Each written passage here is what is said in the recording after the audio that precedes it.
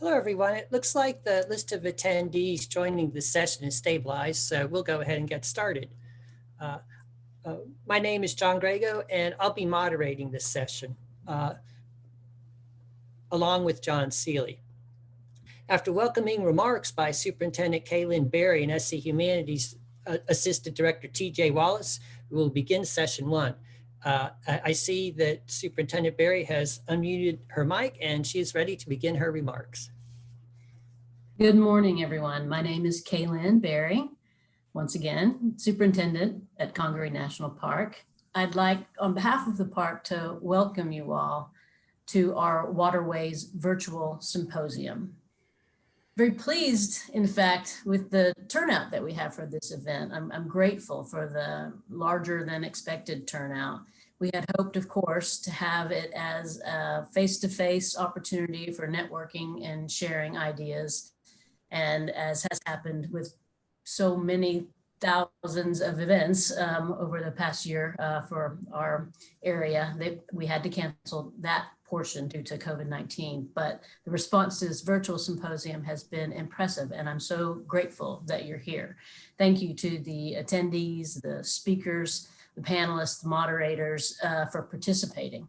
And for participating not only in viewing or listening to these talks today, but in conversation with one another about the important issues that will be raised here, the topics of water, the way it affects our communities, the way it is interwoven into our histories, the asset, economic and societal that water plays in our communities. When the staff and volunteers at Congaree National Park first heard about the Waterways Traveling Exhibition, we knew that it was a good fit for our park. The staff, volunteers, and the Friends of Congaree Swamp have been working for well over a year to host this Smithsonian traveling exhibit, and we couldn't be prouder. We've had over 3,000 people visit the exhibit, happily from the vast majority of the states in our country, 49 in fact. We're just missing Alaska, hoping for Alaska to come in here in the very last bit. And even a few other countries, Italy, the Bahamas, Canada. So we're grateful for the excitement that this exhibit has raised in the community and hope that even more will come in the remaining days. I want to take a moment to thank the volunteers and the staff at the park for their ongoing efforts to ensure that all of those visitors that have come to the exhibit have been able to do so in a safe way.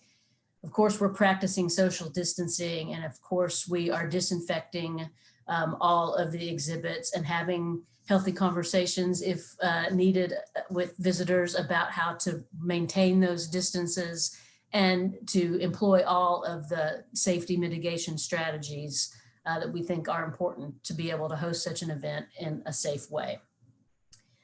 As clear as it was that the themes of the exhibit would fit with the ongoing efforts that the National Park engages in research related to water quality and the morphology, the physical structures that are created as water passes through the park.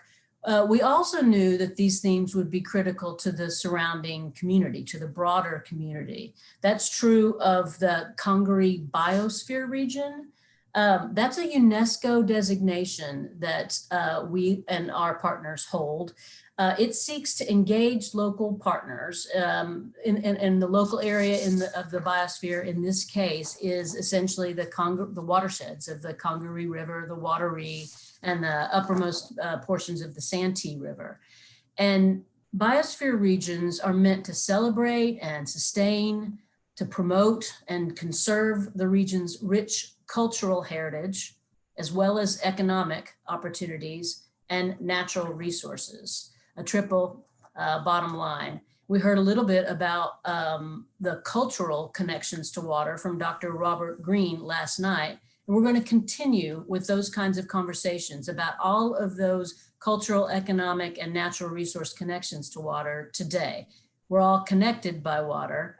And we're going to explore a little bit about how water does connect one of us, all of us. In the first session, Home is Where the Water Is, we'll listen to speakers reflect on how our local waterways connect them historically and culturally to their sense of place. And later in the morning, Ms. Ebony Ram will lead us in a special communal pen workshop experience. And this activity will be interactive. I hope you will be able to participate. I highly encourage you to. I plan to, and I believe it will be a remarkable experience. After lunch, the second session will look at water as both a critical resource and a social asset. Speakers will reflect on how our waters and watersheds can serve as an important focus for community building, recreation, spiritual recharge, and regional economic development. In the third session, It's Our Water, we will explore the challenges our communities face in managing water resources. And finally, our virtual symposium will conclude with a panel discussion where audience members will be able to take part in a Q&A among all the participants. Throughout the sessions, there will be ongoing opportunities for you to submit your questions, your thoughts, and your perspectives to the moderators, who will help you engage with each other and with the panelists in addressing those thoughts and questions. So let me close with a final set of thank yous, especially to John Grego and the Friends of Congaree Swamp. An amazing effort over the past year in working with all of our staff and volunteers. Thanks also to the organizations, businesses, other agencies, government representatives for participating in the symposium. And thanks again, especially to South Carolina Humanities, who spearheaded bringing the Waterways exhibition through the Smithsonian to Congaree National Park. We are very grateful for all of these opportunities and for these connections that will form in having discussions. I'd like now to introduce you to TJ Wallace, the Assistant Director of South Carolina Humanities. Thank you so much, and good morning, everybody. I appreciate being invited to be a part of this special program. On behalf of the Board of Directors and staff of South Carolina Humanities, I would like to congratulate Congaree National Park, the Friends of Congaree Swamp, and their partners for this tremendous showing of the Waterways exhibit. South Carolina Humanities has had a long-standing partnership with the Smithsonian Institution to bring these traveling exhibits to South Carolina, and it's my favorite program that we do. I have overseen 5 other exhibit tours reaching 29 communities. In fact, I first had the pleasure of meeting Greg Cunningham and some other staff and volunteers from Congaree National Park when they partnered with the Harriet Barber House and Southeast Rural Community Outreach on the tour of the Smithsonian exhibit Crossroads, Change in Rural America in 2018 and 2019.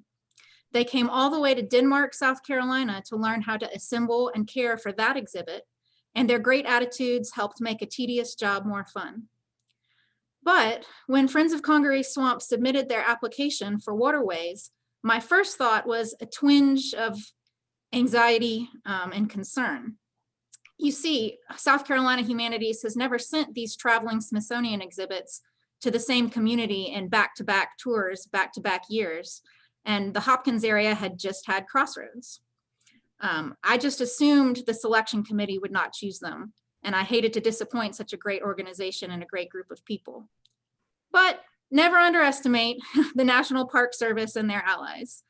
They presented such a compelling application with such interesting water stories and issues they wanted to explore, from the maroon communities to water quality that impacts the park and the residents of nearby towns.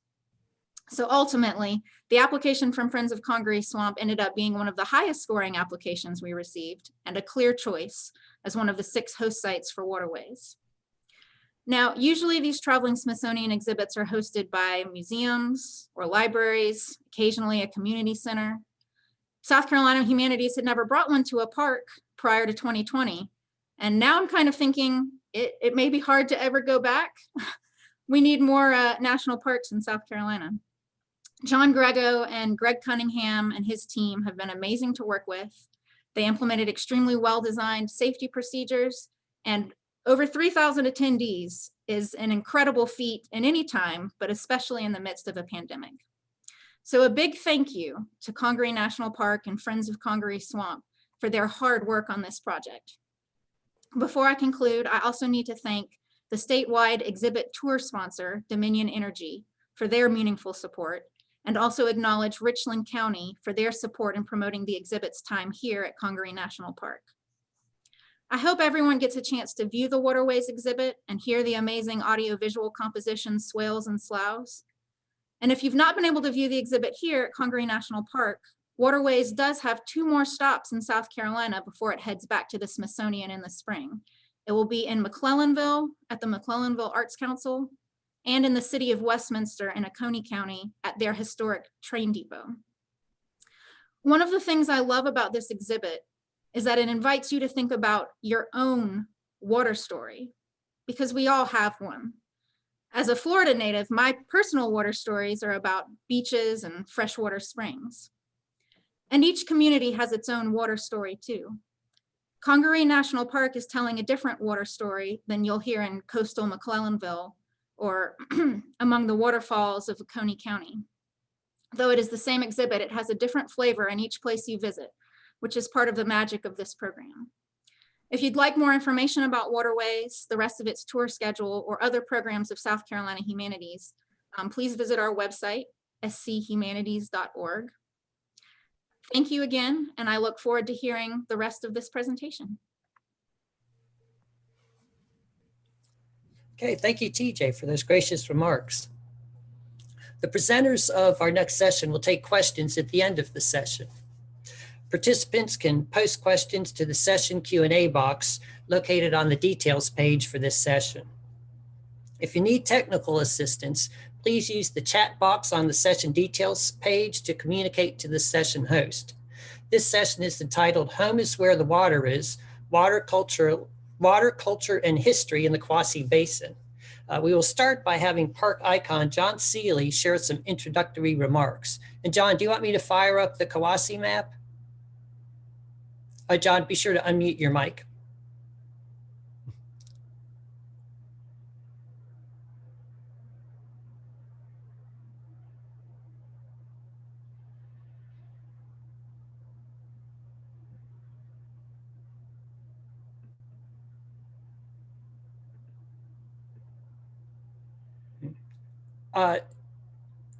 John, can you unmute your mic?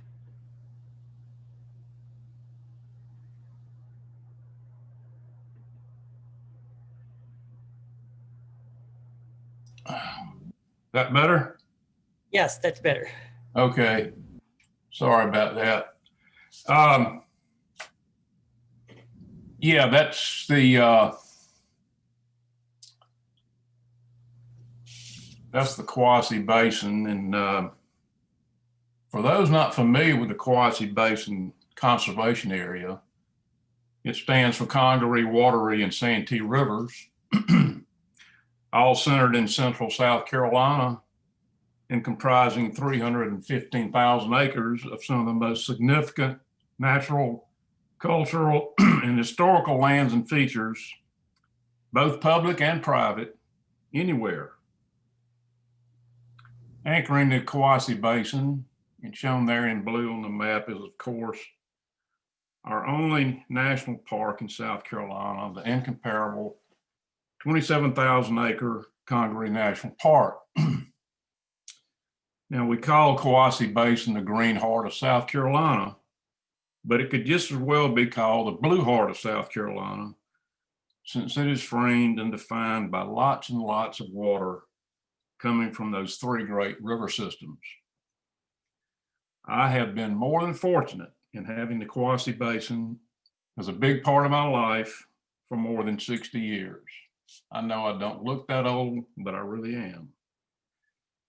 It goes back for me as a young lad of 9 when we moved to East Columbia, only 3 blocks from Gills Creek, a small, mostly urban tributary of the Congaree River. Kids are naturally drawn to water, and my neighborhood chums and I were drawn to Gills Creek like a magnet. We fished in it, swam in it, watch birds and other wildlife that were attracted to it. We caught tadpoles and crayfish, skipped stones on its surface, and built small dams in its backwaters. We constructed small play boats of various descriptions, and even a large huckleberry fin raft of green pine logs that must have weighed a couple of 100 pounds. Needless to say, it did not float, and we never made it to the Congaree River.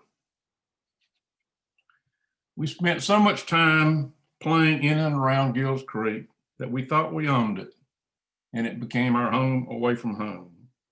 And for me especially, those sweet days of youth spent at Gills Creek shaped my life and determined my career.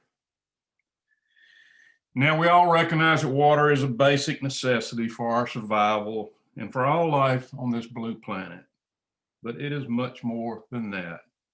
I think every boy and girl should have access to clean water, whether it be a creek, river, pond, or lake, a place to play and dream and wonder and discover the timeless connection of earth and sky and water that bind us all together.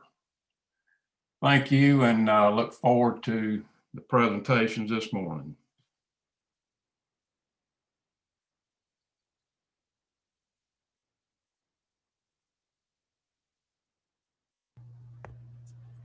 Okay, thank you, John.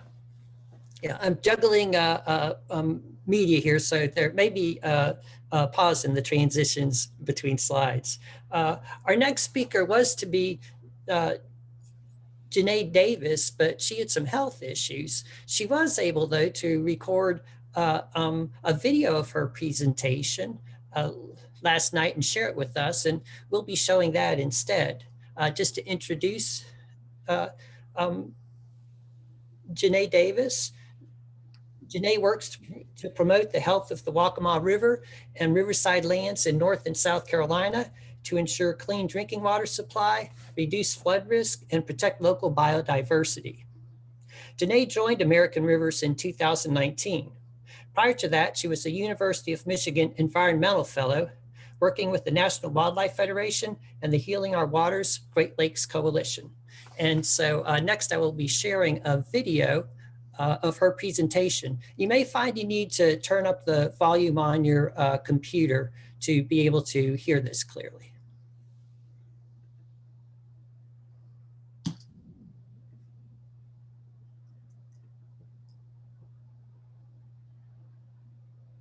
Just thank Marie Barbara Adams and Mark Kinzer, who are also participating in this session, for all their support in helping me and supporting me through my thesis research. This was quite a few years ago, about 5 years ago, but I've never forgotten your generosity and the support you've lent me. So thank you so much. I'm so grateful and honored to be on this panel with you.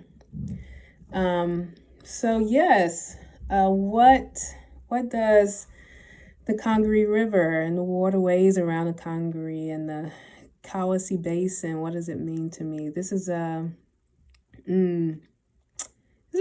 personal and professional question. I think my journey to the Congaree started 20 miles, I guess, west of the national park at a place called Petrie Rock Heritage Preserve. It's a DNR property. One day I was there, I was walking my dog, and to make a long story short, I came across two white women who released their dog on me, and our dogs fought. I ended up falling. I don't remember much after that, but the question that came out of that experience was not a question, because it's never really been a question, but more of something that I wanted to dive deeper into and understand better is why don't Black people go into the woods? Why well, not all Black people, a lot of Black people don't go into the woods, and why when I go into the woods, I don't see a lot of people who look like me. And safety is one of those reasons, right? But I also noticed this. I thought I noticed this at Congaree National Park. It's a place where me and my friends would go pretty often. We would walk the trails, the boardwalk. We would take some of the classes and participate in the events there. And other than my group of friends, I didn't really see too many people who looked like me. And I thought this was odd, given the fact that the park sits in a historically Black community. And so for my thesis research, I wanted to understand that, and what is this absence of Black folks? Is it just the fact that Black people are scared of nature? Or is it something deeper? What is the explanation for this? So what I looked at was the relationship between the park and the community there, mostly focusing on the fisher folks. And what I discovered was, it wasn't a question of Black people not visiting the park or not going into the woods or being scared to be out there. No, it was more about number one, environmental legislation, federal legislation, which had in which a lot of practices such as hunting and foraging had been banned. These were practices that have been historically valued and were practiced extensively by the community there. They were banned by the federal legislation called the Wilderness Act, which had relegated a lot of folks to, it relegated park practices to fishing, and fishing in a few places. And so, but these fisher folks, they were out there, but they were in places that mainstream tourists like myself were not visiting. Like, they weren't on the boardwalk necessarily. They weren't visiting. They weren't hanging out at the visitor center. So that's one thing I discovered, that some of the reason that when we think about the absence of Black people in nature, we have to think about our laws. We have to think about our policies and regulations. And this is not only happening at the federal level, it's happening at the state level and the municipal level. And so what we need to do is reassess our policies, especially those policies that were passed in times of racial upheaval, such as the Wilderness Act of 1964. What was going on in 1964? We had we have racial unrest, and those racial anxieties are embedded in our legislation.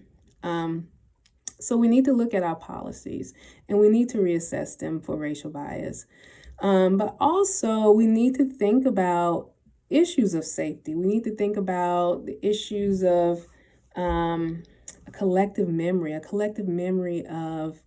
of murder, of rape, of lynching, of beatings. All these things happen in the woods to Black people, and we hold those things as Black people, a lot of us, in our collective memories, and that shapes our views and understanding of the environment. But also, we have to understand that what we call environmentalism, if we want to call it that, environmentalism of Black people.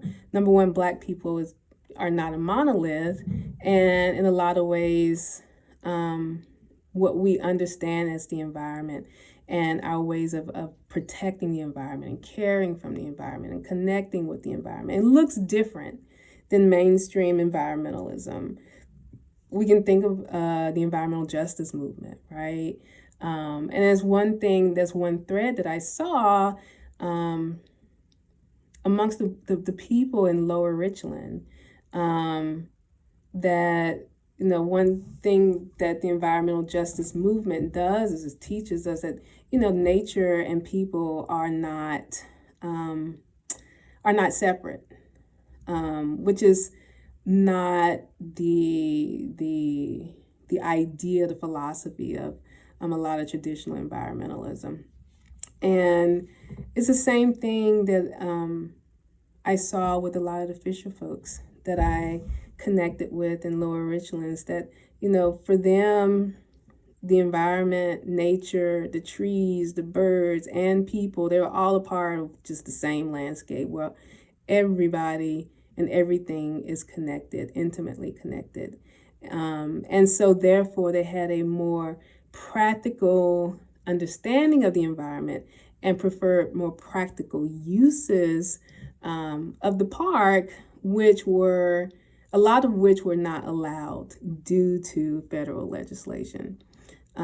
Such practices such as hunting, such as cooking out there by the river, and those types of things. And so it just kind of alienated them from a lot of those mainstream areas of the park, and for some, just the park in general. And so, yeah, these are some lessons that I learned. And one thing that I've been meditating on is this idea. There was a term coined this past summer during the protests following George Floyd's murder. There's a term called intersectional environmentalism. And it's the idea that social justice and environmentalism do not have to be mutually exclusive, that they can be merged into one environmental agenda or environmental justice agenda, however you want to put it. But one thing I also would love to add to that is the fact that, I would love to add to that is that when we think about intersectionality, it was a term that was coined by a woman named Kimberly Crenshaw, who noticed that, in our anti-racist movements, Black men take the forefront, Black women take the back seat. In our feminist movements, white women take the forefront, Black women and women of color, again, take the back seat. And so we need a term called intersectionality to create a space for Black women, other women of color, that recognizes their needs, that recognize the intersections of these different movements, and also the intersection of different injustices. And so when I think about intersectional environmentalism, I think about the fact that we need to create a space for different forms of environmentalism, different ways of caring for the environment, different ways of connecting with the environment that might be, because they are not mainstream, they might be overlooked. And if they are overlooked, it often leads to the impression that they don't exist. And if they don't exist, then it means that those ways of connecting with the environment aren't considered in our policies, our programming, our legislation, and it just leads to more racial exclusion, systemic racism. And so these are the lessons that I learned on the Congaree, fishing with the Fisher women and the Fisher folks out there, who are very much out there, and who love the environment, care for the environment just as much as the mainstream environmentalists. So I'm grateful for them, grateful to them, and they're always in my heart.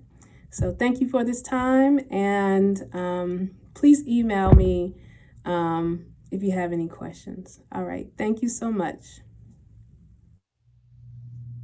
Right, y'all. Well, I wanted to thank Janae Davis again for taking such extraordinary measures to make sure that her thoughts could be shared.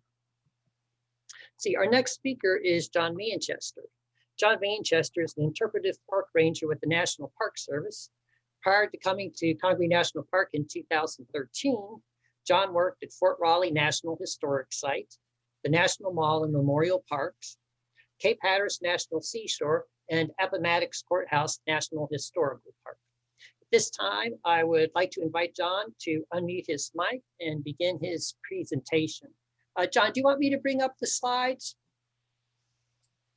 Let me try it real quick. I popped over onto our Wi-Fi network, so I'll see if this this will help out. But so let's give it a sec. Can everybody see that? Yes. All right. Awesome. Okay. Well, I want to thank everybody for joining. This is quite a turnout that we've been able to see for this event, and we're just really glad to be able to share a lot of the really fascinating aspects of the cultural history of Congaree National Park and how it has been so instrumental in shaping the lives of people for centuries, for millennia, really. So the history of humans here in the Congaree floodplain, it's very tightly bound to the water. It's the Congaree River that brought people to this region. It's the river that facilitated the transport of goods to and from market across the state, and even the nation and the world, as water could take all kinds of products down to the coast and then ports that could take it all over the world.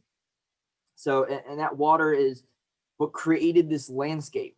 It's what drew men and women to this region because of the regular flooding that deposited alluvial silts that over thousands of years left behind us this amazingly rich soil that would eventually lend its name to this future county, Richland.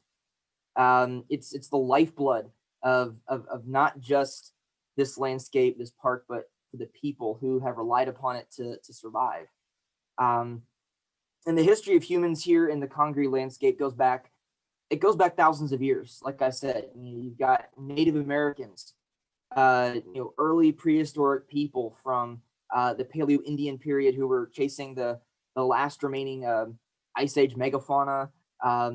You have the Mississippian societies who were the result of thousands of years of just adaptation and learning about the environment by these people to create these societies that were what were encountered by the Spanish when Hernando Soto came through in 1540. And eventually, the remnants of those societies that were beginning to coalesce into the modern native cultures that we know today. They were the ones who were here when the English arrived in the late 17th century. And it was those settlers who brought in another group who has been very much shaped and impacted by this landscape, and that was enslaved Africans who they brought to this region to do a lot of the work of shaping this landscape. So that's one of the stories that for a long time wasn't really told here at Congaree. It wasn't ignored wholly, but it just wasn't necessarily the main focus. And it took time for that story to become something that people wanted to hear. It's taken people like Janae Davis, Robert Greene, and so many others to begin telling that story and getting it out into the public. And it's one of those stories that when I got here, As a historian by background, it just really fascinated me. I'm always looking for ways to see how people tie to the landscape, and that connection between the African American community and culture here in Lower Richland County really fascinated me. And so I began digging into that, and I'd heard about Maroons, and I wondered what Maroons were. And when I began to learn more about this concept of slaves who fled slavery into freedom, but they didn't go north on the Underground Railroad to the to north of the Mason-Dixon into Canada, like our history books would always teach. I really wanted to learn more about that and how they had been a part of this community. And so before you can really talk about the Maroons in this community, you really have to look at, what were they doing before they made that decision. And as you can see on this slide here, many of them were working on large plantations. This area is known mostly for growing cotton in the late 18th and mid 19th centuries using slave labor. We had numerous plantations owned by very large landowners around and within what is today Congaree National Park. That's something I'm sure Mark Kinzer will talk about a little later on. But these are men, women, and children who were forced or unfortunately born into a life not of their choosing. They were treated as property and treated very poorly due to their, the color of their skin and their background, where they came from. They were seen as less than and only worth what they could do in the fields. But these men and women, they knew that they were worth so much more. They knew their value as human beings, and that the natural condition of humans is liberty and freedom. And so it is natural that when as a human we are held back, we want to break free and find freedom. And many of these men and women want to do the same. But we are getting into the deeper South. Many of these men and women knew about the system of Underground Railroad to get north, but from South Carolina, that's a long journey. To get to just Pennsylvania would take weeks or months. And often it was a journey that wouldn't necessarily be easy to make, especially if you had children. And so the other option was to go hide in the bottomlands and swamps of the southeastern environment that were everywhere, often right on the edge of many of the plantations they lived on, and to seek freedom in these environments. And you have to really get an understanding of what this environment is like to understand how it was used by these men and women. Becoming a Maroon, making that decision is not an easy one. It's not an easy life. It's a life of freedom in a sense, because you're not being told by someone carrying an instrument of punishment what to do, but it presents other challenges. And people who went into the life of a Maroon, they did it in one of two ways.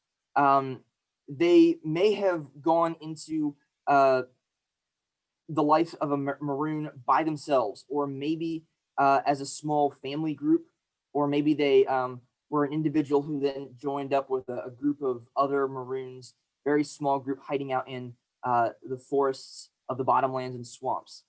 Sylviane Diouf, she denotes these as borderland Maroons. They're not going very far from a ready source of supplies. Many of them would have been actually staying close to a family member.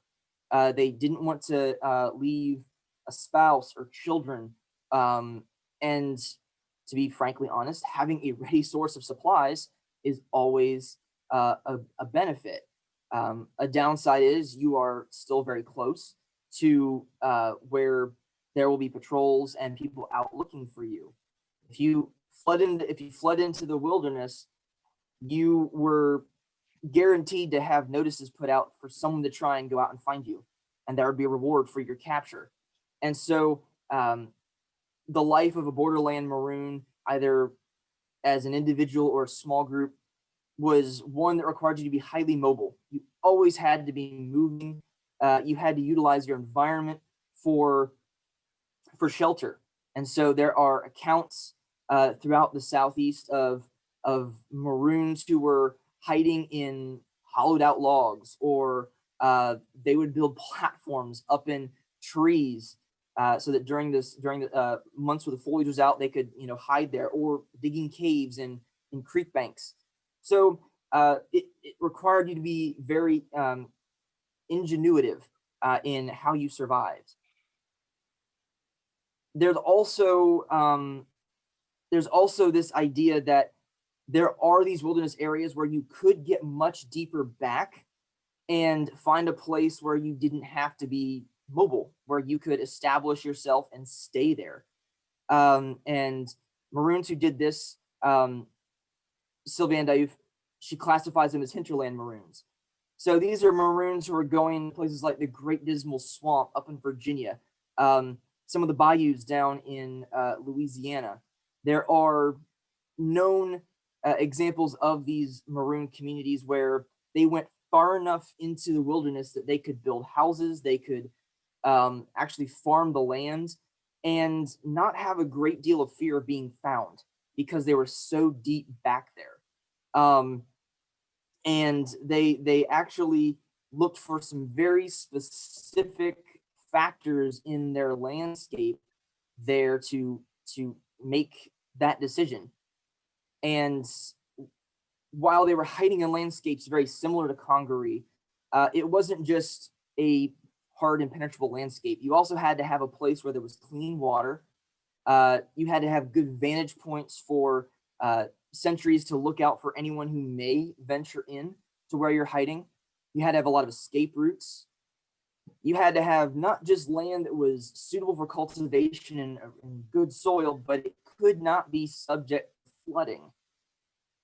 And it had to be distant enough from anywhere someone could venture or stumble upon you, where you're chopping down trees to build structures. No one's going to hear it, and no one's going to see any smoke. The Congaree landscape has some of those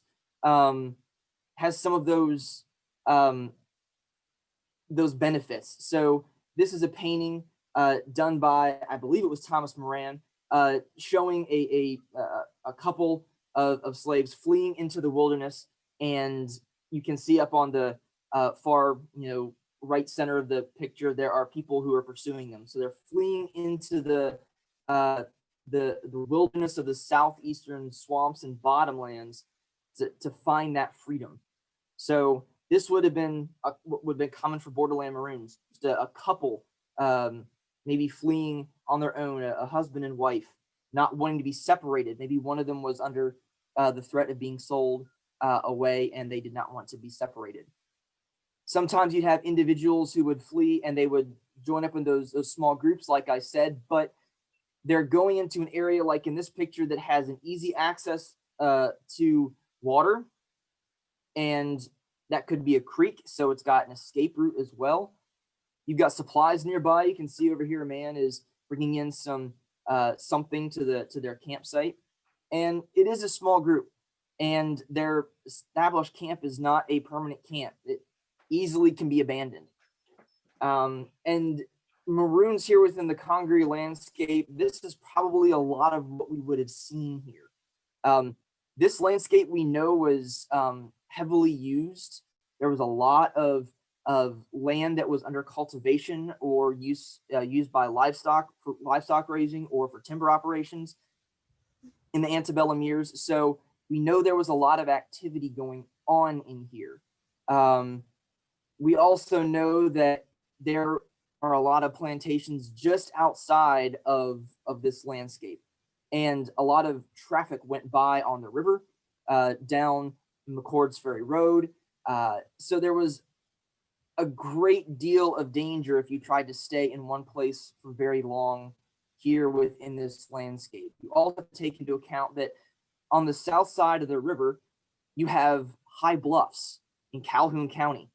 So any kind of fire that you're making, if you're not doing something to try and disguise it or hide it, it's going to be visible to anyone who might be using that as a vantage point. You know, there were a number of plantations and structures along the south side of the river. So the concrete environment would have been very suitable for the borderland maroons. We don't have a great deal of evidence at this point of anyone trying to establish any long-term permanent structures here within the floodplain itself. That's not to say they didn't, we just don't have evidence of it, of anyone building and establishing larger communities, which is what these hinterland maroons would have done. And it just, you know, because of the regular flooding that this landscape experiences, we're experiencing it right now. We've been flooded for nearly a week now. It just would have been a very hard environment to try and establish a long-term community here within the park. But it would have been excellent for using as a landscape to move about, stay near family, stay near friends, and an easy place to escape to. This knowledge of the landscape would eventually benefit many of the freed men and women after the Civil War because they had knowledge of this landscape. Some of them possibly because they had hidden here for periods of time. So they would have had a really good understanding of this landscape, and that is what's made it such a great place for hunting and fishing for them. It's also a landscape of resistance. I know Robert talked about, and this, by the way, is a map of the Congaree floodplain in 1825, and you can see right on the edge. You definitely have some people living very close by. Adams Quarter and Scott's Quarter down the river were most likely some slave structures that were there for anyone working in some of the fields that were in existence down there at that time. And you can see how there was a great deal of habitation around the floodplain. But this is also a landscape of resistance too. Slaves who ran away, they were resisting the system, and some of them were doing it just as themselves. I'm taking myself away from the labor that I know they're trying to get out of me, or they would stand in larger groups and become armed bandits. This is an engraving of Nat Turner, but Robert talked about Joe yesterday. Joe was very similar in some ways to Nat Turner. He didn't try to incite a large-scale rebellion, but he was doing the exact same thing, and he was striking fear into the hearts of many South Carolinians, and he's active at the time of Denmark Vesey. So that is also a reason why he was so heavily pursued, because he was a possible person to unite this idea of rising up and resisting, and it could cause a lot of problems for the plantation owners and white citizens of South Carolina at the time. We know Joe is from this area. He was known to have been from the Carroll. He was owned by the Carroll family who lived on Tom's Creek. You can see Tom's Creek right here in the middle. Unfortunately, I don't think I have the Carrolls on this one, but the Carrolls lived right on Tom's Creek. So he was probably very familiar with this landscape, and he would have possibly spent some time in here. We don't know how much. He was most likely very highly mobile, and what his relationship to this landscape was over a long period of time is still something where, you know, we still have to, you know, maybe find some more sources on. We have some good sources in the Lockley book about maroon communities in South Carolina, but because Joe didn't leave behind any records, we just don't know exactly where he was. Because of the area we know he was active over, it seems like he was very highly mobile. Could he have had a base of operations in here for periods of time? It's likely, but we just don't have that guarantee at this moment that he did. But we do know he was active in this area. We do know he raided a plantation down near the forks of the Congaree and Water River. So he was in this area. So it's a landscape of not just freedom, but resistance as well. And after the Civil War, when the freedmen and women began coming in here, they knew this landscape well enough that they used it for new purposes, not to run and hide from their existence as slaves, but to actually find a different kind of freedom, the easy way of subsistence, because they were good at fishing and hunting the landscape. They knew it, and they tried to use it to their advantage because of experience they'd most likely had prior to emancipation coming here to South Carolina in 1865. So it's a landscape that really is important to the community of Lower Richland as a whole, because there are many people who still live here who their families have lived here for 100, 150, maybe 200 years or more. So, you know, their lives, their family lives have been shaped by this landscape. And that landscape, because it is so shaped by water, that water has shaped their lives as well. So thank you all so much. I do look forward to any questions anybody might have later on. And thank you so much, and enjoy the rest of the symposium. Okay, thank you, John, for sharing your knowledge with us. And also, thank you for the reminder about asking questions. As questions occur to you, go ahead and put them in the question and answer queue, and we'll address them after all the speakers have presented. And remember, too, that if you like particular questions, you vote them up, and those are the questions that we'll answer first. Our next speaker is Marie Adams. Marie Barber Adams, a retired Richland County educator, grew up in Hopkins on the same land where the historic Harriet Barber House now stands. She led the project to restore the home and property originally purchased by her great-grandparents, Samuel and Harriet Barber, in 1872. Adams is board chair of Southeast Rural Community Outreach, or SERCO, an organization dedicated to preserving history and enriching communities of the Lower Richland Heritage Corridor. At this time, I would invite Marie to begin her presentation. And I will be sharing some slides.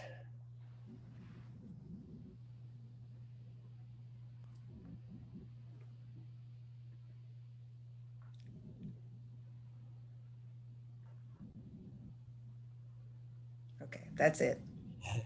Hello, everyone. And thank you for this opportunity to talk about my personal connection to the waterways in Lower Richland. And first, I'd like to begin with memories of my grandfather, Irvin Porty, whose picture you see included in the Congaree National Park brochure.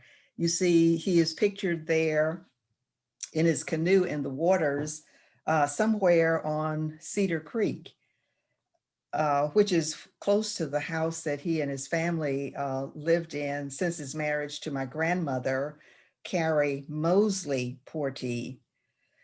And I can vividly recall spending many Saturdays during my youth traveling with my parents and my sisters to my mother's parents, Carrie and Irvin Porty, in Gadsden. And they lived most of their lives in this location, fishing, farming, and worshiping at St. Mark Baptist Church, which was located nearby. Now, my grandmother inherited this land from her mother, Rachel Anderson Mosley. And I recently learned from Dr. Neil Polimas, a professor at the University of South Carolina, that my grandfather, Irvin, was an acquaintance of Harry Hampton. And Hampton had written about going down to Portee Landing, they called it, on Cedar Creek below Gadsden.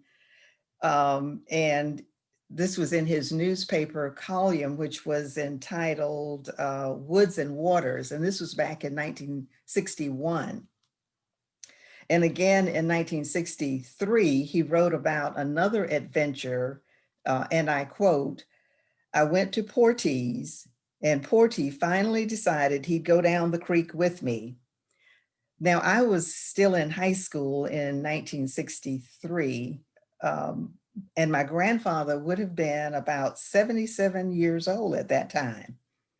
And he was somewhat famous around the Cedar Creek area for his skill in fishing, hunting, and canoeing. But he earned his living farming and tending to farm animals around the area from Gadsden to Eastover and perhaps beyond.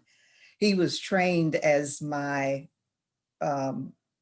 grandfather was, or as his father was, to care for sick farm animals, and they would perform procedures or minor surgeries when it was required to save the life of the animals. So we fondly refer to him as one of the early veterinarians of Lower Richland. Now, my sisters and I learned valuable lessons during those visits with our grandparents near Cedar Creek. Most importantly, we learned patience that comes with fishing on the banks of the creek. We definitely learned to appreciate the natural beauty and solitude of our surroundings there. The waters from the creeks provided different types of fish that we learned to clean, unfortunately, and cook for the nourishment of our bodies. However, the waters could also reveal dangers such as snakes and other fearful creatures that would intimidate you. So you would quickly learn to be on the lookout for those kinds of challenges. Now, my grandfather was known to have crafted or made his own canoe for his ventures on Cedar Creek, and he obviously kept it in a private landing or location so that it would be accessible to him whenever he needed it. The Portees, my grandparents, as well as my great-grandparents, were undoubtedly relying on their Native American heritage for their knowledge of the fertile land, the animals that inhabited the area, the waterways from the Wateree River all the way down to the Congaree and throughout the creeks that fed into those rivers. I recently learned from Sonia Fullenwider's research that my grandfather was part of the family of free people of color who had established land ownership as early as 1740, when, of course, much of Richland County was still wilderness. Historian John Hammond Moore wrote about Uriah Portee, who was documented as a free Black in 1840. And I also discovered the names of Sarah and Rachel Portee, who had petitioned the state of South Carolina in 1806.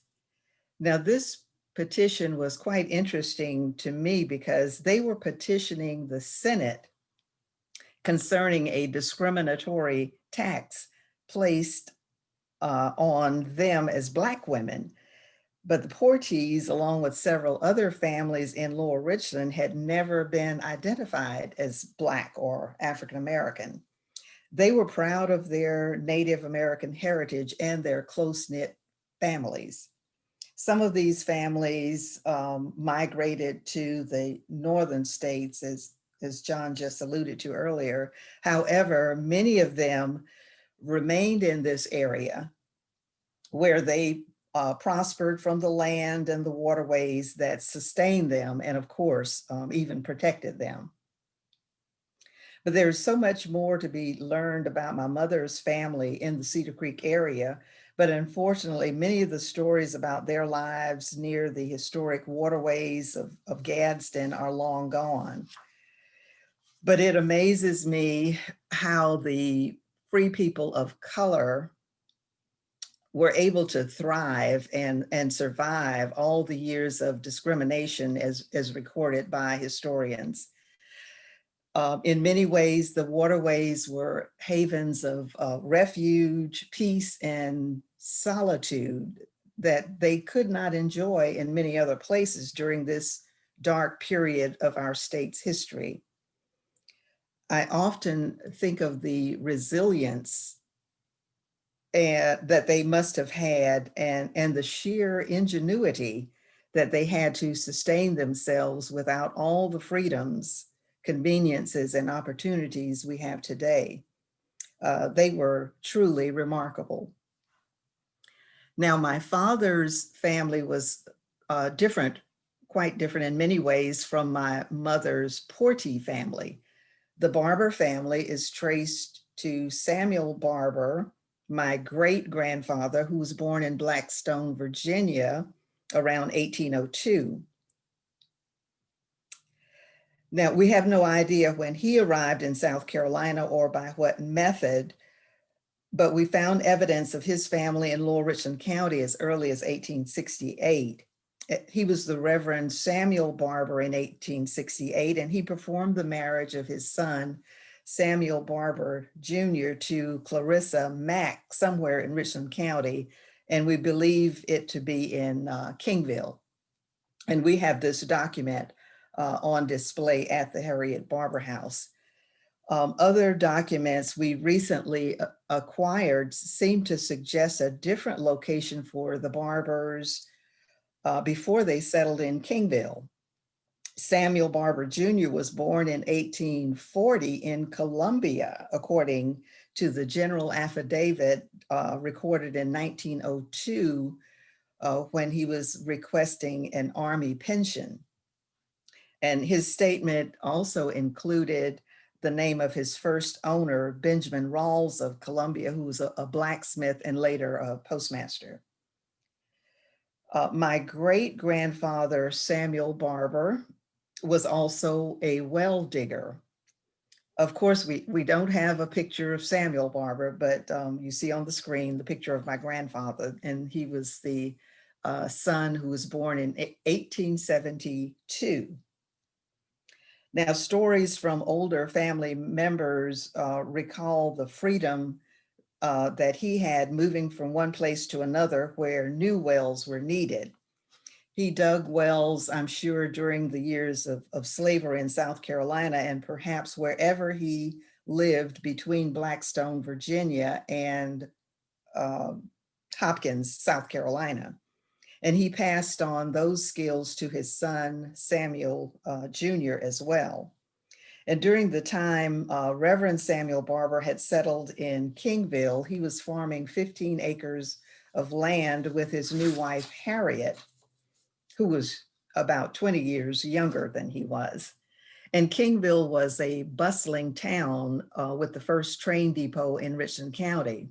And by 1872, the year that my grandfather, John Benjamin Barber, was born, the South Carolina Land Commission had offered 42.5 acres for sale, which Samuel and Harriet selected for their family that year.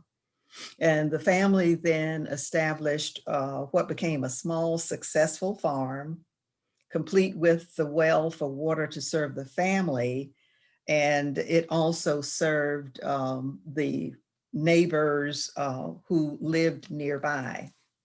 The property was a short distance from Myers Creek and Cabin Branch, which both fed into Cedar Creek. Now, these were valuable bodies of water. They would be full of fish at that time, and that could provide meals for the families in the Lower Richland area. Communities also and their churches flourished along these small bodies of water.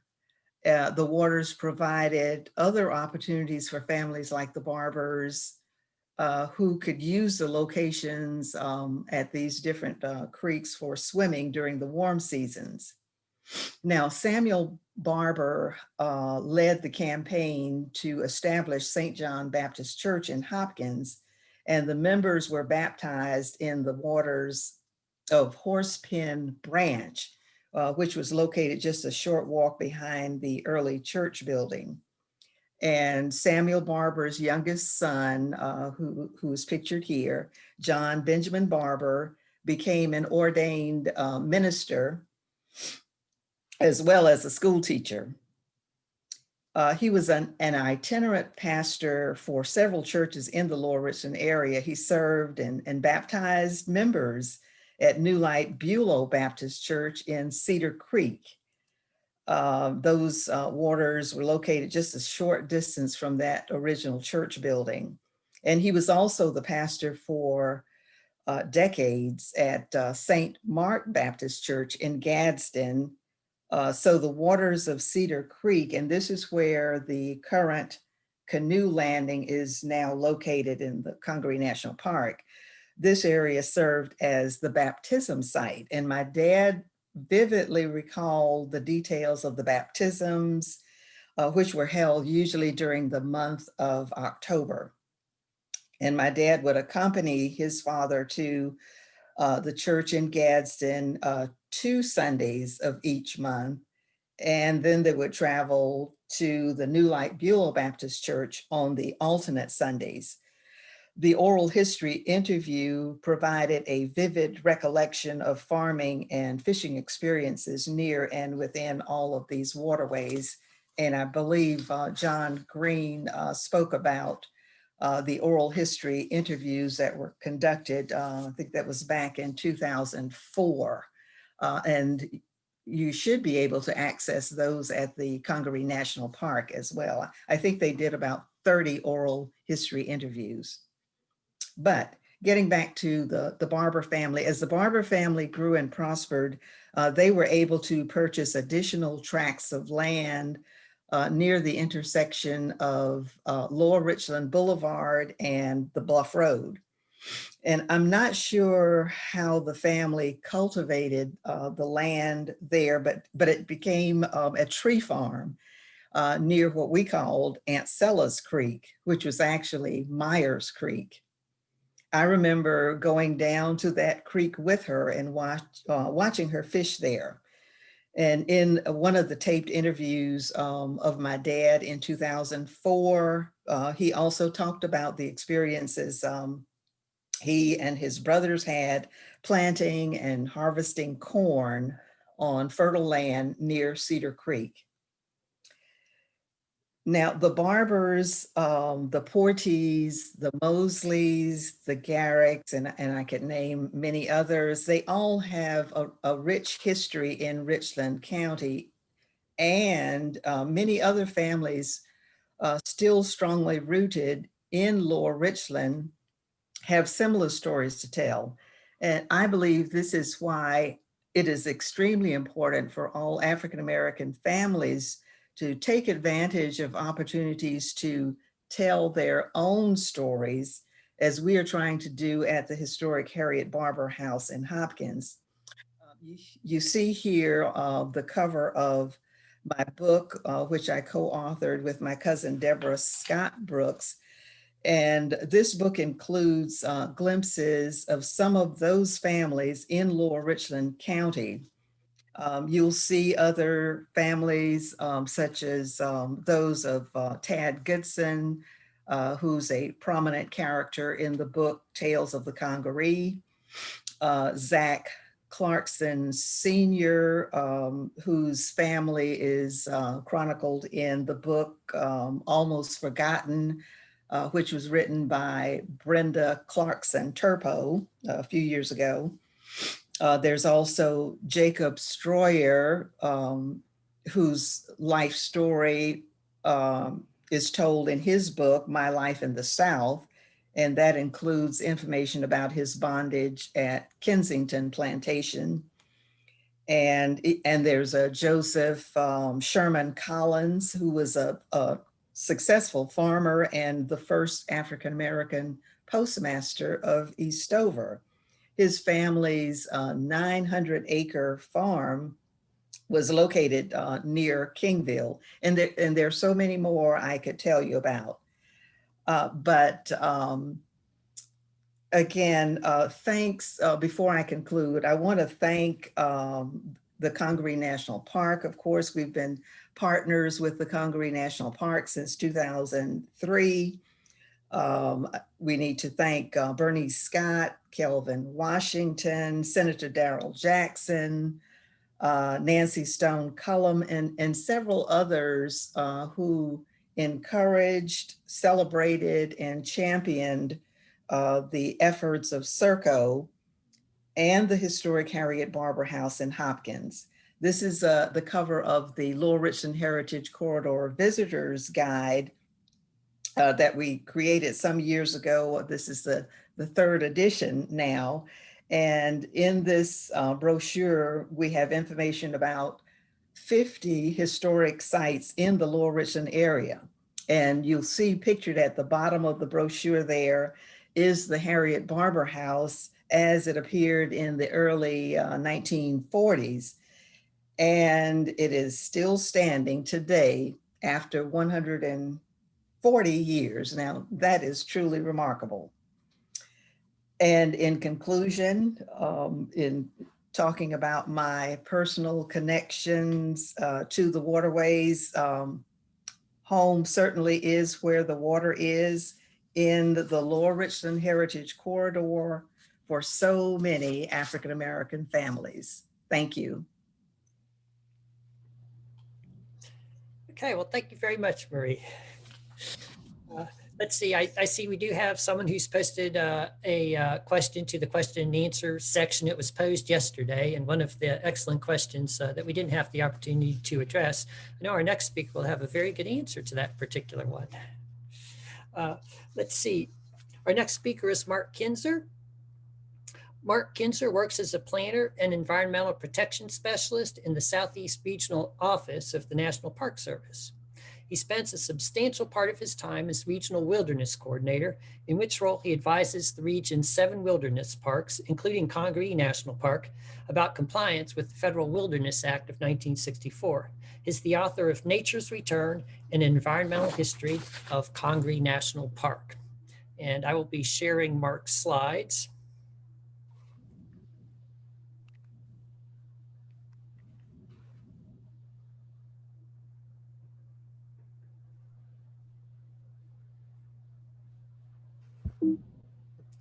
Just a second.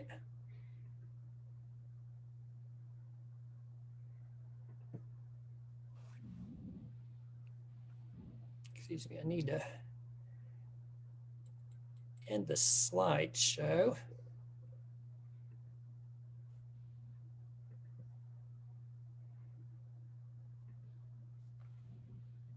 All right, John.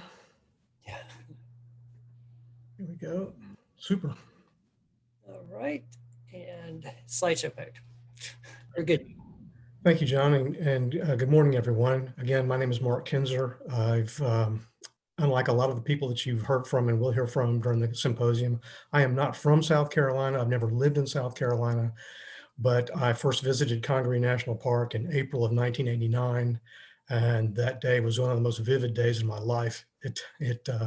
It opened a period of exploration over the next 30 years into the history of the area that I've been pursuing diligently ever since. It's just an endlessly fascinating area to me.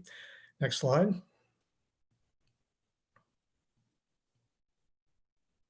I'd like to start by talking a little bit about the park itself.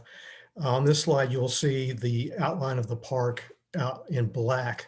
That's the current boundary of the park. The dark shaded area that you see is the original Congaree Swamp National Monument of about 15,000 acres that was established in 1976. That was the area of old growth forest that led to the creation of the park.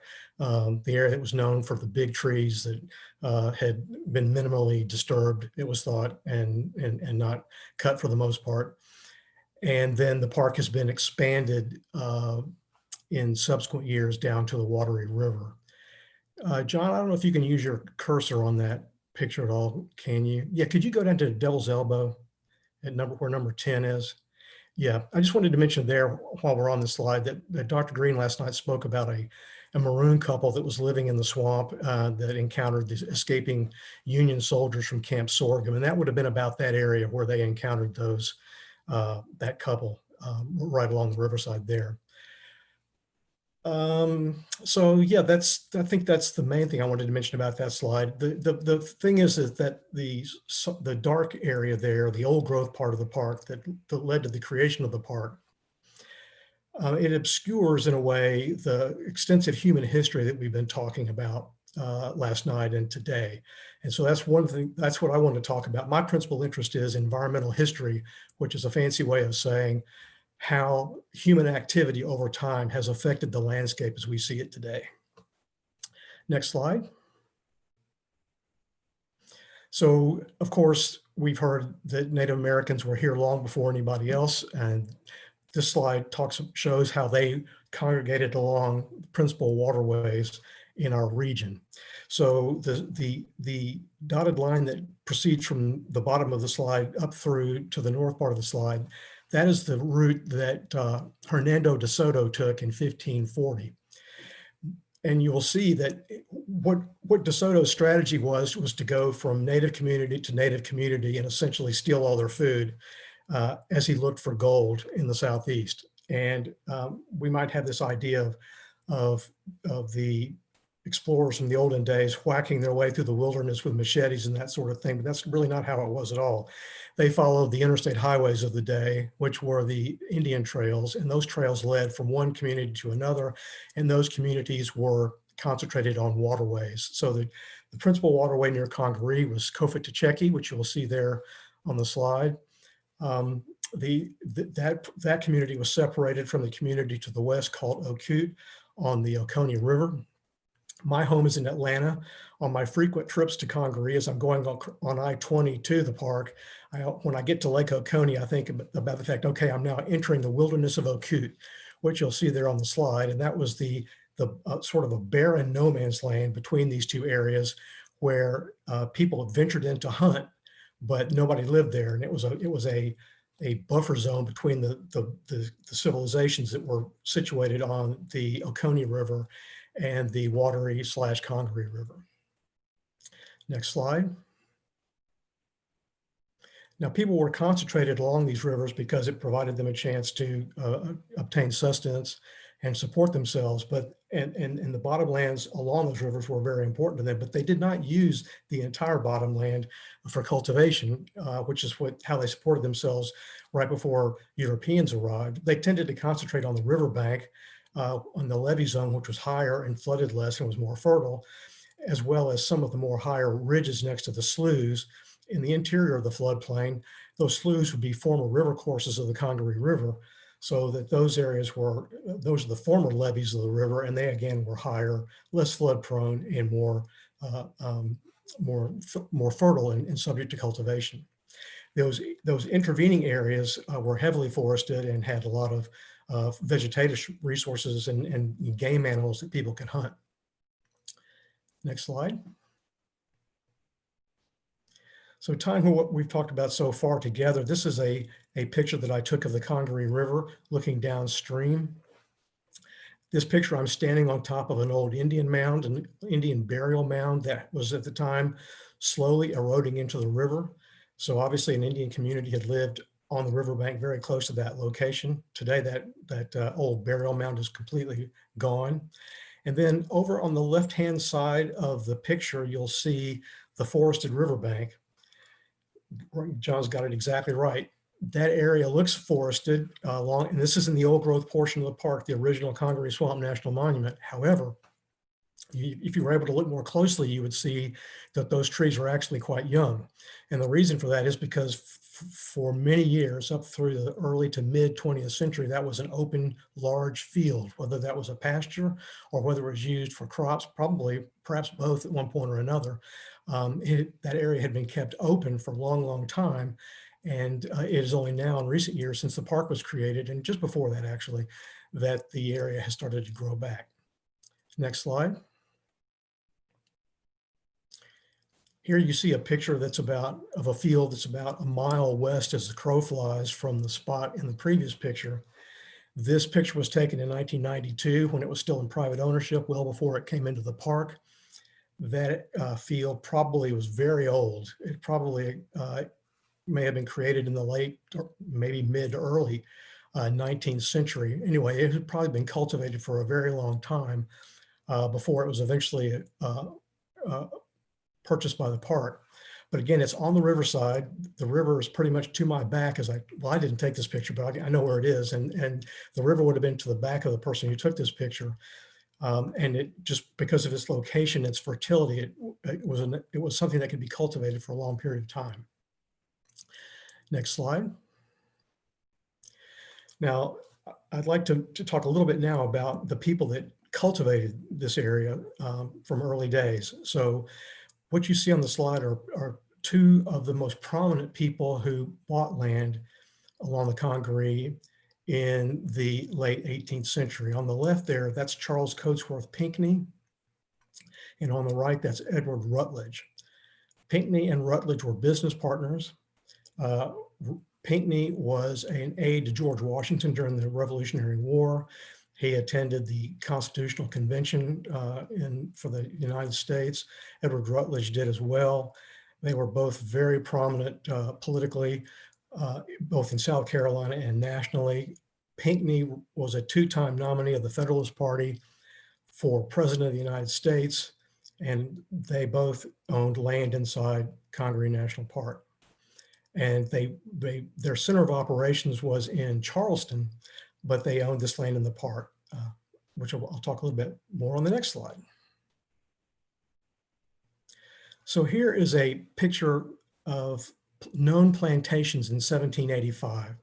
John's got his cursor right over the land that Rutledge and Pinckney owned in the park, and they also owned a substantial amount of property on the Calhoun County side of the river. So they owned a lot of land in this area, and they owned that land there. A lot of the other squares that you see or polygons that you see on this map or belong to people also from the Charleston area who owned land in the park. And so again, returning to the theme of the old growth portion of the park that was preserved for its old trees and its seemingly untouched nature. In fact, you can see from these polygons that there was a lot of land ownership back in the 18th century. People were working there. They brought slaves from the low country up to this area. To impose their plantations on the landscape, if you will, and to extract labor from their enslaved African people. So we have Pinckney, we have Rutledge, we have other people from South Carolina. I mean, from the Low Country.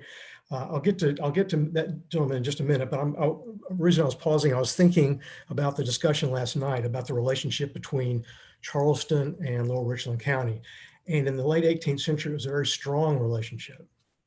This was something as an outsider I was not really expecting when I first started researching the park, but it was almost, I came to feel about the park and Lower Richland County as a suburb of Charleston in the late 18th century, simply because the land ownership patterns at that time were very much ones in which people from the Low Country had satellite plantations in the Midlands, and in particular along the Congaree River. So if you see number 5 there, that's the Pinckney plantation.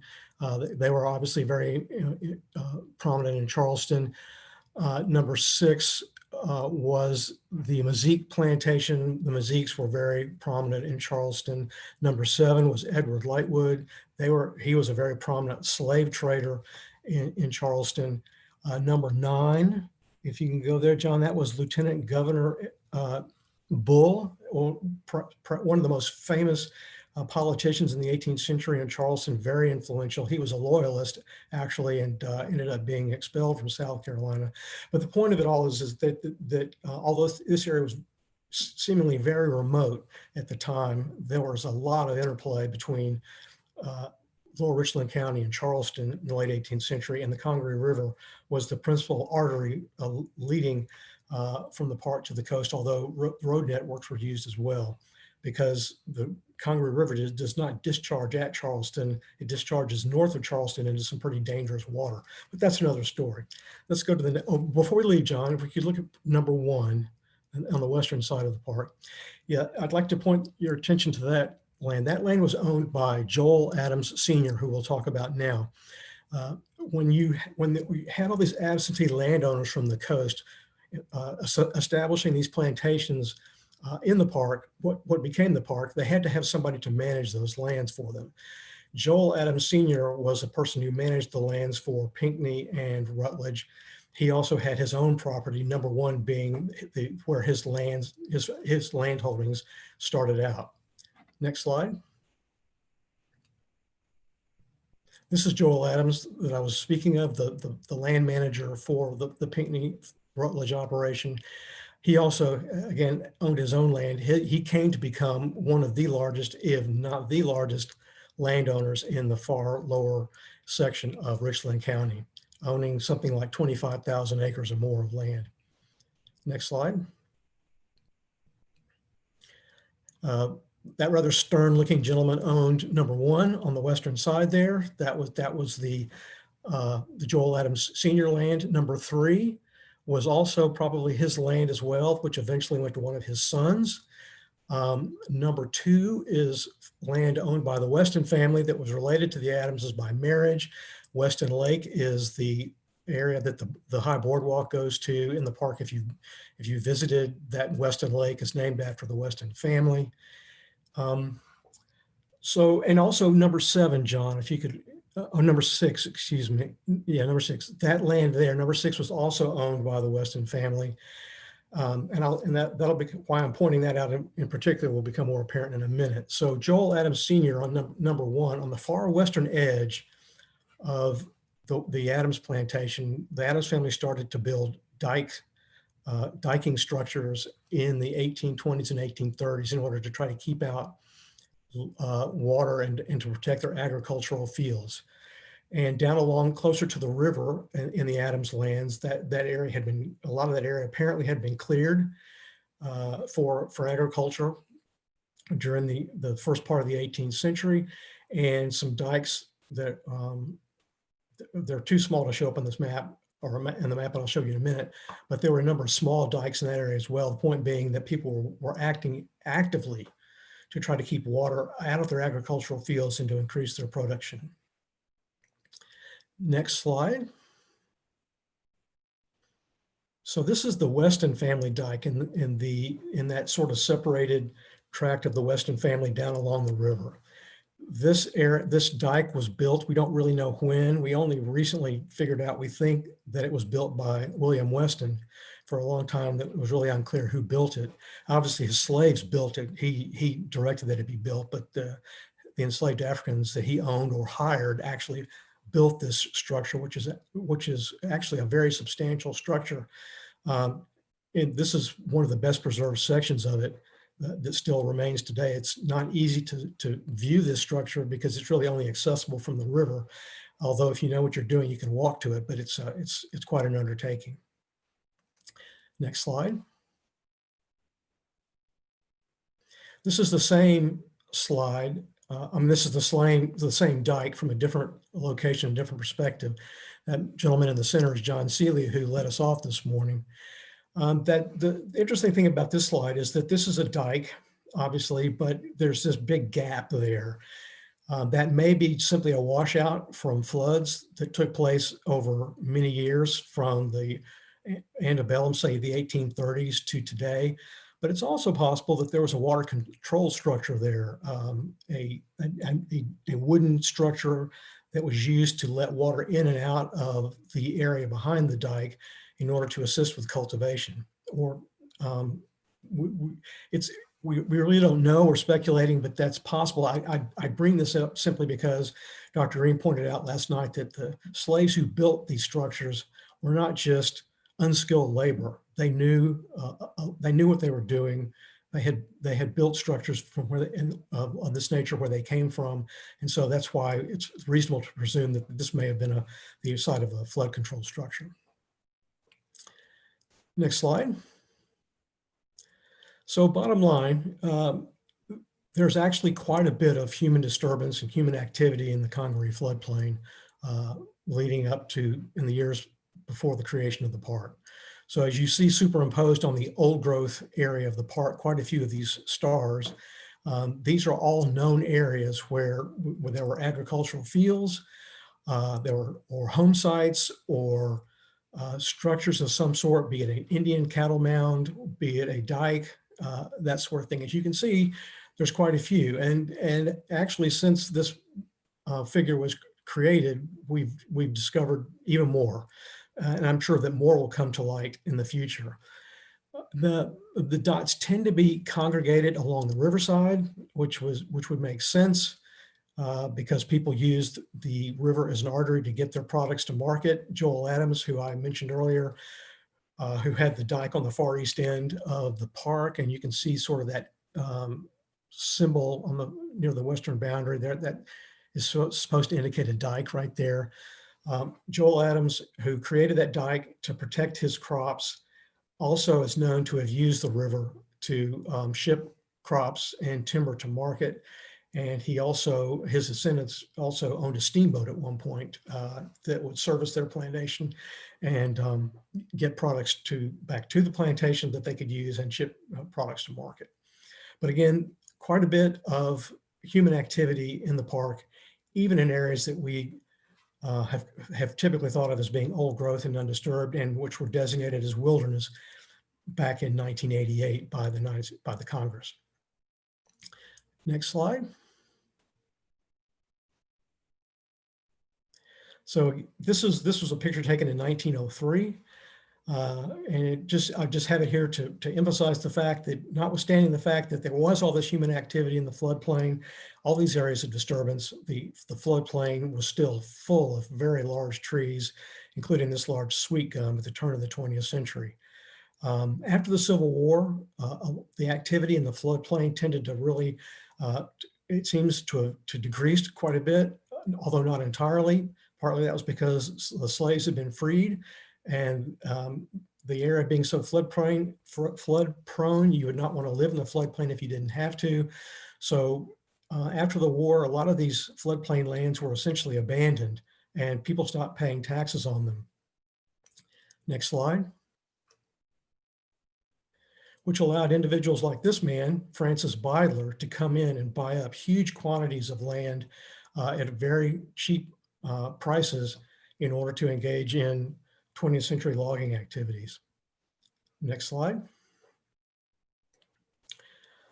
Beidler and his business partners from Chicago were very interested in the virgin cypress trees that grew in profusion in the Congaree National Park area. And Beidler owned land all the way from the Congaree Park area all the way down to Lake Marion. He owned in the neighborhood of 150,000 acres of land, he and his company, the Santee River Cypress Lumber Company. So they came in to cut the timber, and for them, water was extremely important because you had to have a way to get your timber to the sawmill. Trees like this are very big. It's very difficult to transport trees like this. So the most practical way to approach logging at that time and on an industrial scale was to cut the trees and then float them on the Congaree River down to the mill, which was at a town called Ferguson, after one of the business partners of Beidler's. Ferguson is underwater today under Lake Marion, very close to the Lake Marion Dam. But the process that people used was they would come in about you see Ranger David Shelley there and standing in front of that big cypress tree. Near the top of his head, that's about where people would go in the summertime at that level of the tree and start girdling the tree, which means that you would take a tool and essentially remove in a strip all the bark and the cambium layer all the way around the tree, which would kill it. And you would leave that tree standing girdled for a year or so in order for the tree to die and also to dry out. Then people would come in and put boards into the side of the tree. They would dig out these little hollows and stick boards that they could stand on the side of the tree, and then use a crosscut saw to cut the tree down. These trees would then be cut up into 16-foot sections, and then they would be floated out to the river and then down to the mill. Next slide. Let's take 2 more minutes, Mark. Okay, yeah, almost done. So again, these trees will be floated to the mill. Now, cypress again was the usual tree that and one that Byler wanted the most, but cypress was not the only species that the Santee River Cypress Lumber Company was after. They also are known to have cut sweet gum and other species in the park when it was convenient to do so and when it was cheap enough. I expect that they may have concentrated their cutting of those species close to the river where they could get them there relatively easily, but they went far and wide into the body of the park looking for cypress trees, so that most of the virgin cypress trees that once were in the park have long since been cut, although there are pockets in the park that still exist if you know where to look for them. That log in the very foreground, I don't know that that's so to revert a little bit, when the trees were cut down and they were allowed to dry out, the idea was that being dried, they would float. However, it turned out that a lot of the logs, even after they were cut down and allowed to dry out, they did not float after all. And so to this day, you can still see sections of logs throughout the park and in the waterways that didn't float to the mill, but are here just as a legacy of the logging activities of Francis Byler. Next slide. So that's really the end of my presentation. I just hope this has given you an overview of human activities and human history in the swamp and how it's affected the landscape as it exists today. People use water in the park for agricultural activities, to facilitate their logging activities, to sustain their livelihoods. And again, I just find the area endlessly fascinating. Thank you. Okay, thank you, Mark, for that presentation. I was looking at questions, and I see just one in the queue so far. Let's see, it reads, same question as yesterday. Were there individuals or communities residing within the park at the time the lands came under the jurisdiction of the National Park Service? If so, were they relocated, and is there a history of this? And I believe Mark provided an answer on Hoover that you could see as well, but Mark, would you like to respond to that? Yes. So when Congaree Swamp National Monument was created in 1976, it was owned as a single large tract by the descendants of Francis Byler, the man who you saw at the end of my presentation, who was the lumberman from Chicago who cut the cypress in the park. So it was a single tract owned by the Byler family. They lived and worked out of Chicago. They were absentee landowners. They had local people who managed the area. They agreed for the park to be created, and their land was acquired. It was acquired through voluntary condemnation. They asked that the land be condemned so that the court could establish the price, because there was a dispute at the time about how much the land was worth. The park was subsequently expanded in 1988 and 2003. All of the expansion lands were also private property.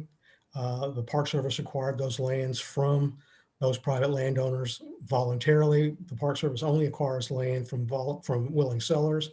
There was nobody living on the lands that we acquired at the time. There's one tract I can think of right offhand that does have a dwelling in it now that's inside the park boundary. The Park Service doesn't own that land, has not moved to acquire that land, and won't as long as people are living there and want to stay there. And so I guess the bottom line, and I hope this answers the question, is all of the lands were vacant at the times they were acquired by the Park Service. The Park Service acquired land only from willing sellers. When we did condemn land, it was at the request of the sellers in order to clear title or to establish value of the land. Okay, and do any of the other panelists want to weigh in on that? Okay. Wait a second. I don't see additional questions. Oh, here we go. Here's another one. Yeah. Let's see. Can you further characterize the types and extent of land use in the park in the late 18th to mid 19th century? Were fields large? Were they actively managed? Well, we don't really know the size. So the first Europeans, and actually the first slaves to come into the region were cattlemen. They were being forced out of the Low Country and up into the Midlands because the areas where they had formerly run their cattle, which were free range cattle, they were not able to do that anymore in the Low Country simply because those areas were being blocked up into plantations and they were being actively managed for rice, and marauding cattle were simply not welcome. So, and the first cowboys, as we think of the traditional American cowboy, were actually Africans. They managed the cattle that roamed freely through the backcountry, and they moved further and further inland as settlement progressed. And they were looking in particular for cane. Cane is a very nutritious crop for cattle, grows very well in bottomland hardwood swamps. And so that's what they were looking for. There was a lot of cane in Congaree. So the first people that arrived into the area of European descent and African descent were coming to run cattle. Very soon thereafter, they started to cultivate the area. Now they didn't just start cutting trees to cut fields just willy-nilly. They were looking primarily for old Indian fields that had been used for agriculture as well. The Indians had figured out where the best places to grow food were. They grew corn in large quantities. When DeSoto came through, he found Indian communities near the Congaree River and what is today the park, and they had extensive stored quantities of corn already that they were growing there. In fact, just when one of DeSoto's successors, when he came through from the coast of South Carolina, Juan Pardo, in the 1560s, I believe it is, he specifically directed the Indians to grow more corn and to have it stored so that he would be able to take it with him or have access to it when he came back on his way back to the Low Country from his journey of exploration. So the point being that Indians were extensively cultivating the area along the Congaree River. Or parts of it. How big were their fields? We simply don't know. How big were the fields that the Europeans had used their fields? How big were the takeover fields, if you will? We don't know. Over time, as more slaves were brought into the area, larger areas were cleared. Again, the area floods extensively, so you're sort of limited in where you would want to devote your labor and where you would want to devote your clearing activities. It would primarily be along the river, on the levee, along the lines of those slides I showed you of the field that were very close to the river. That field may have been, the picture that I showed you, that may have been a typical size for a field. Although for Joel Adams, who had his big plantation on the western side of the park, there is a map that we have access to that shows a dotted line quite a bit back from the river that says something along the line, bottomland river cultivated, something like that, which seemed to suggest that quite an extensive area along the river may have been cultivated. Although again, it may be simply that there was a series of smaller fields occupying that general vicinity. Because again, remember, these trees that grow in the swamp can be enormous, and it's a huge amount of labor to cut them down. And so that in itself can be an impediment to creating big fields. There's more I guess I could say, but I'll just stop there. Okay, thank you. This is a question for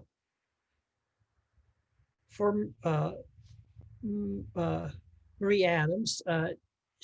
They ask, can you say a bit about how others in Lower Richland view the park and the extent to which they personally connect to their own family histories in the area?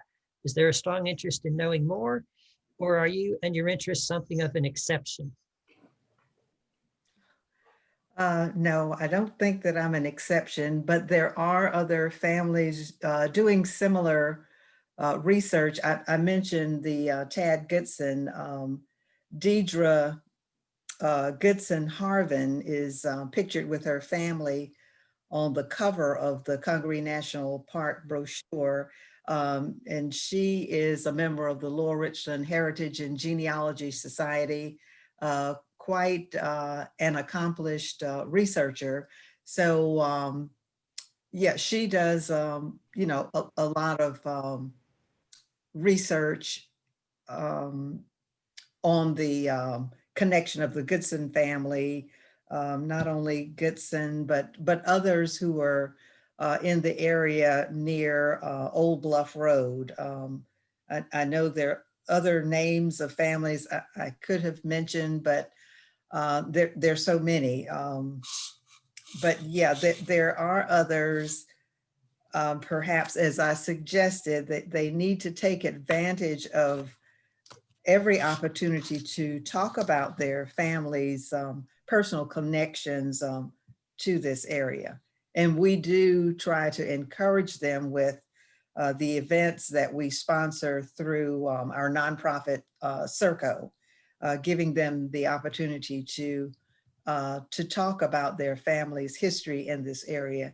And in fact, I can perhaps put a plug in for an event coming up, the Juneteenth event that we're going to have scheduled this year, 2021, at the Harriet Barber House. We'll be inviting families in the area to come in and put up displays about their family histories in this area. I think I've answered the question as best I could. Thank you, Marie. Let's see, we'll take one more question, and we'll prepare for the next session, the Creative Writing Workshop run by Ebony Ram. This was for Mark Kinzer, and they asked whether the Acute Native American settlement was that located at or near the Ocmulgee National Monument near Macon, Georgia. Yes, I think that Acute included, if I'm remembering correctly, part of that area. We know that DeSoto visited the Ocmulgee area. He basically went to Ocmulgee National Monument, encountered the people there, and then, excuse me, started to travel east towards the Oconee River, where he encountered the Acute folks. And it was then that he was jumping off into no man's land, if you will, to the wilderness before getting over to the Kofi-Tacheki area along the watery Congaree-Santee River area. Those were two different linguistic groups, not allied people at all. In fact, they were enemies. And when they encountered each other in the wilderness of Acute, the violence often ensued. John, could I jump in there real quick and just add on to that a little bit? Just a little bit of kind of what I know. I'll pop my camera on so people can see me. So the chiefdom of Acute would have been what would eventually become known as the Altamaha and the Yamasee.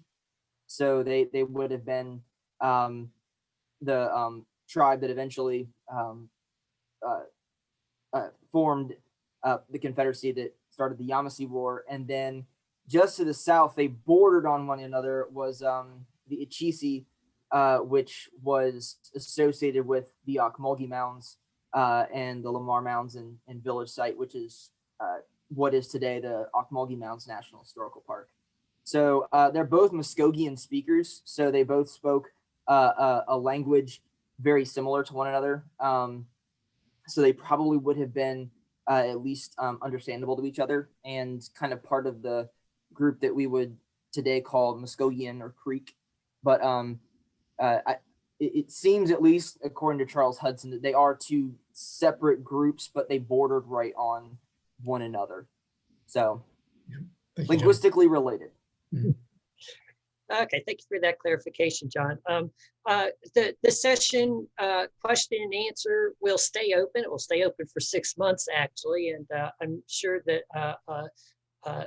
if you can continue to post questions there, and our speakers will be happy to elaborate on any of the responses they've shared already. Thank you again for participating in the session. Our next session will start at 11, and I look forward to seeing a lot of you there. I'll go ahead and say this now. I'm going to say it in 10 minutes, but rather than the webinar format we've been using so far, this will be the standard meeting format. And so while you're participating, do be mindful of your mic and video, but you'll be able to interact with the presenter much in the same way that you're accustomed to in an online meeting. Thank you again.